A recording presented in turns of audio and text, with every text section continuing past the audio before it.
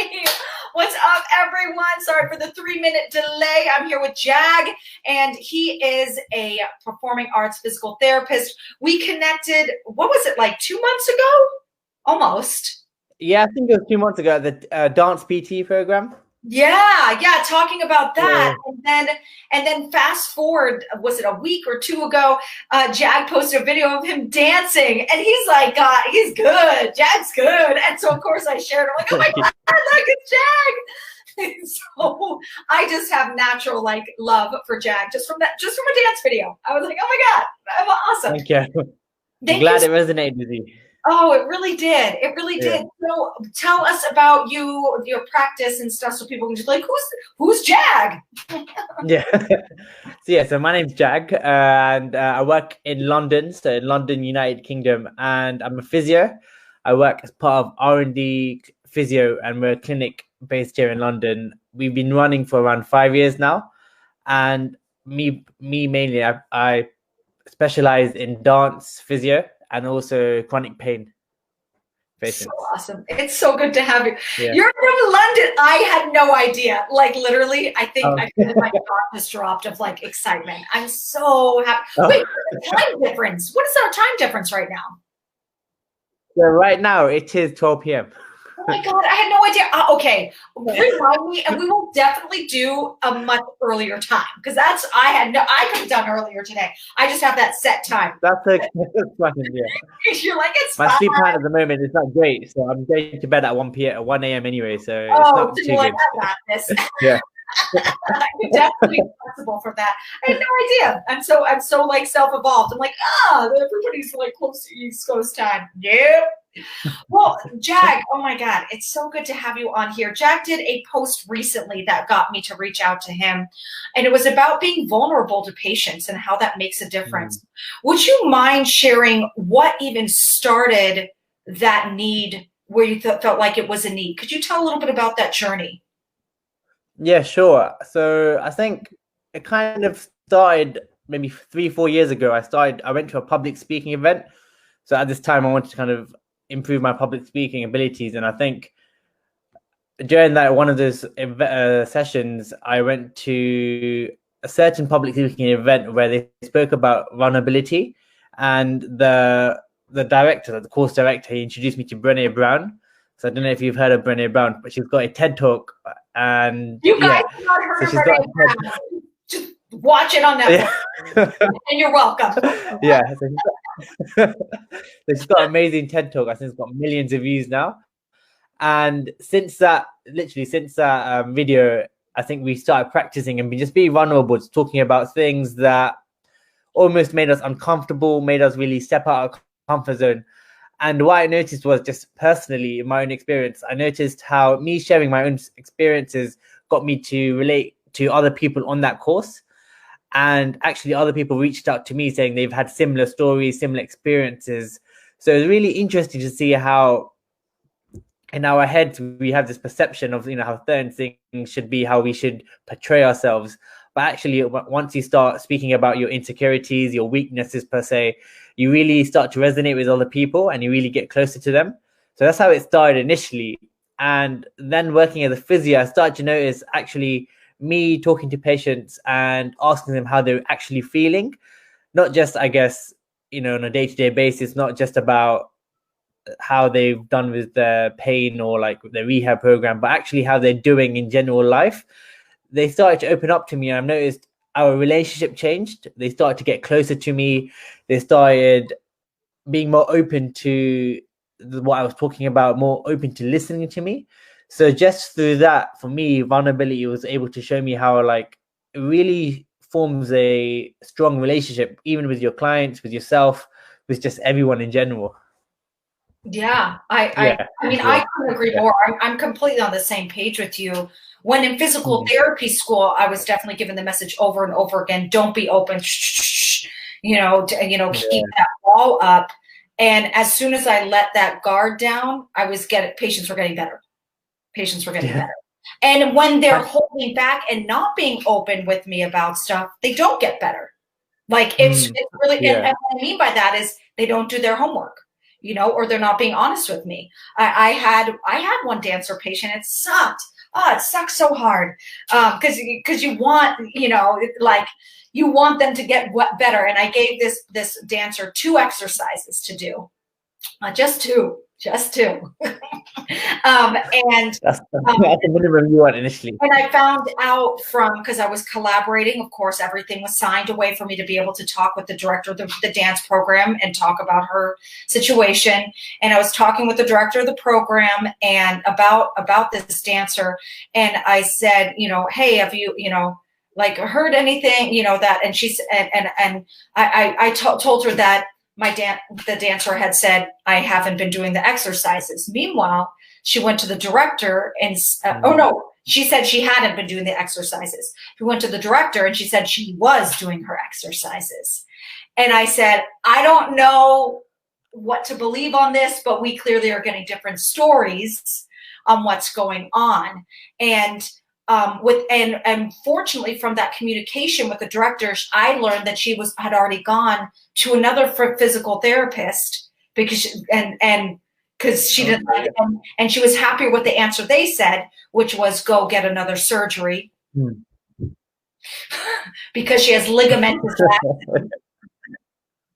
You know, okay. But she didn't trust me. She wasn't telling me the truth. Like all that, you know, I was as open as I could be. But at the end of the day, if that trust isn't there, you got nothing. You have absolutely 100%. Nothing. So I mean, it sucked. I was like, no, I'm like, I'm fine if you need to go to someone else, but it just sucked the route that this dancer chose to go. I was like, oh my God. Don't, yeah. For the record, if any dancers or anybody works with dancers right now and doesn't know this on PT, you do not get surgery for ligamentous laxity. You don't do that.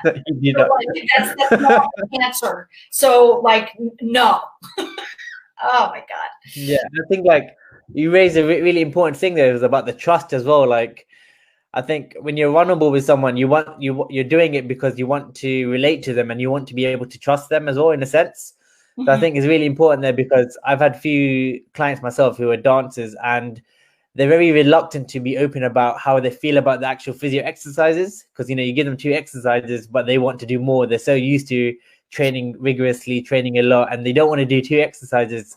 So they're not open with you. And then it kind of creates that barrier where like you want to help them and you want to be able to reassure them and comfort them, but they're also a bit like, you know, they don't want to tell you because they're also scared of feeling, you know, like they're doing something wrong per se. Right. They're used to being obedient, saying, yes, sir. Yes, sir. Exactly. Yeah. Got it. Thank you. Smile. Yeah. But it really is that collaboration for sure. Oh my God, 100%. Yeah. What have you ever been questioned by other physical therapists about, you know, why are you being vulnerable? Have you ever dealt with that? 100%. I think early on in my year, so I've only been a graduate for around 3 years now. So I think early on in my first year, I found myself having to be really professional and just really, in my eyes, you know, being that kind of mask, having that mask where I'm not really showing my emotions, not really telling them how I really feel. There was times where, you know, I would come out and I would be more friendly with patients and they'd ask me, why are you being friendly? Why are you doing this? And I think, I don't know if it's a stigma around kind of working in a hospital field, because that's where I was initially working. But, you know, it's the idea you have to be you can't be too friendly and you have to be really professional. So definitely, I think early on, I had a lot of my seniors kind of question, am I being too friendly? Am I coming across too polite or less polite per se? So I think early on, definitely. I think now going forward, my team that I'm working with are really great. And we've actually kind of taken vulnerability to a new level, where we've had team retreat days where we've literally had sessions where we do runnable with each other. And it's really changed our whole kind of working dynamic, because we've gotten to know each other more on a deeper level. We've able to see our fears and weaknesses, but also it's allowed us to understand each other more. So when it comes to actually taking feedback from our teammates, it's allowed us to give feedback in a more, what we call radical candor. Yeah. Which is basically, we're more open to taking feedback, knowing that, you know, the other person is there to help us. Whereas before, when we didn't really understand the person, when we didn't know what their kind of fears and what they were insecure about, it's more harder to give them feedback because we weren't sure if they would take it personally or if they'd be scared about what we'd say. Whereas now we're more open to each other, and it's kind of allowed us to really break through as a team. So at the moment, I think our team is open to vulnerability.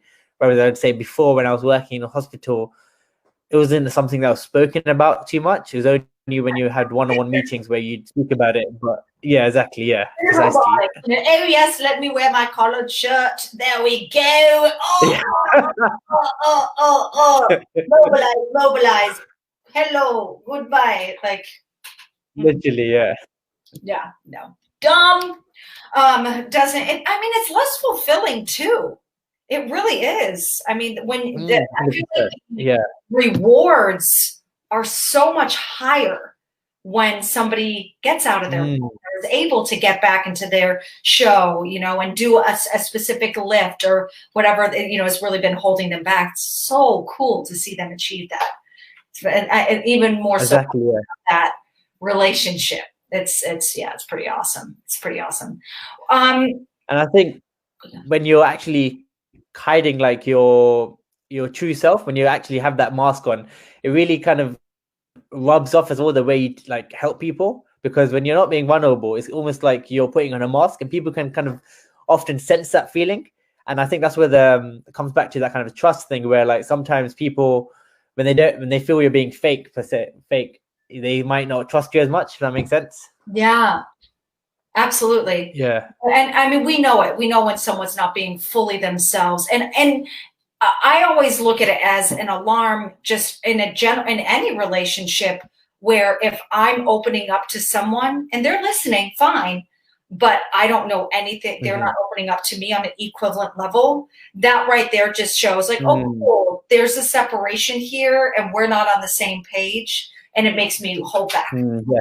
And it's just, 100%, yeah. Because I'm just like, I'm going to protect myself. Like, why would I give you that, stuff about me, to be like potentially judged or whatever when you're not being as precisely open. Yeah. Yeah. What was what are some things that you've been open about with patients that has been a bit of really hard for you at times to be honest about in conversation? Yeah.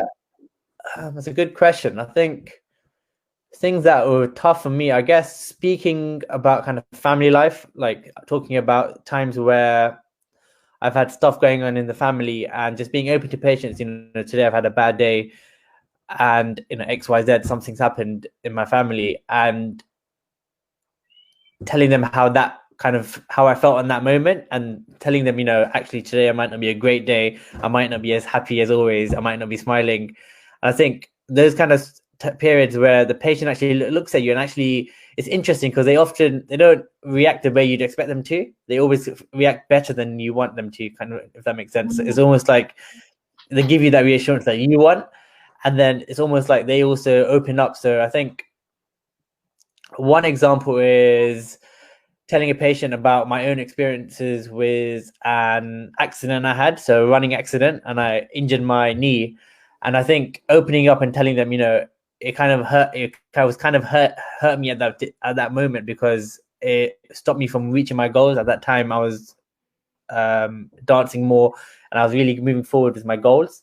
But then, with that injury, I felt kind of like helpless. It kind of felt annoying, because at that time I felt like I was at my top peak, and then it happened, and all of a sudden it's like, oh my God, I feel helpless. I can't do anything. And actually being open with those feelings to my client at the time, and actually telling them, feelings of like being not good enough, not being able to reach my full potential, was interesting, because my client then was able to relate to that, and they were able to understand where I was coming from. But it also helped her rehabilitation, because then she was able to understand actually she was going through the same feelings, but that's okay. And she was able to then kind of follow what I was telling her and understand that I was there for her, like I was actually helping her. Yeah, that's powerful. I love that. Yeah. For anybody who is listening right now and they are considering they're afraid to be open with their patients, what would be big advice you would give to them in regards to stepping it up in that? I think to begin with, you want to be able to be open with yourself. Like, are you able to kind of look in the mirror and actually be open with things that are going on wrong with yourself and being accepting of those things just with yourself, like personally. And I think if that's difficult, maybe reach out to someone close to you, because I think if you're trying to go from opening up to yourself or someone close to you and then opening up as a client, it's going to be really hard. That step is you're literally opening up to someone you don't know. So in that sense, I think it's important to first reach out to yourself and be open with yourself. Maybe start journaling around things that are troubling at the moment, journaling about any kind of insecurities or fears that you may have.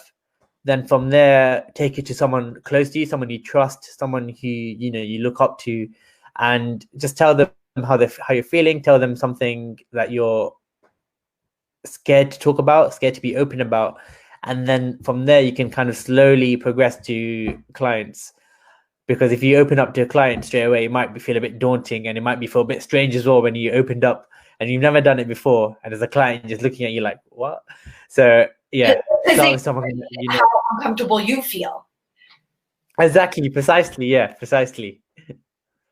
thank you so much. This was so good for you to pop on and talk about this vulnerability. I just think it's so valuable and something that we just need to keep trying to do. It takes us to the next level with rehabbing our patients fully. If people want to find you online, where can they find you? Yeah, sure. So I work for R&D Physio, so you can search us on Google. You can find us on Instagram at r.d.physio, and you can also find my personal account at jagannath.sva, and I'm also called The Conscious Physio, so I've got a page called The Conscious Physio on Instagram, and I've got my own website. It's jagannathsva.com. I love it. And for spelling, if in case this becomes a podcast at some point, I have no idea if it will, it's spelled Jagannath, Gunath. Thank you so much for coming on at midnight your time. Oh my God. God no problem. Thank you for having me. You're the best. All right. Take care. Thank you. Take care.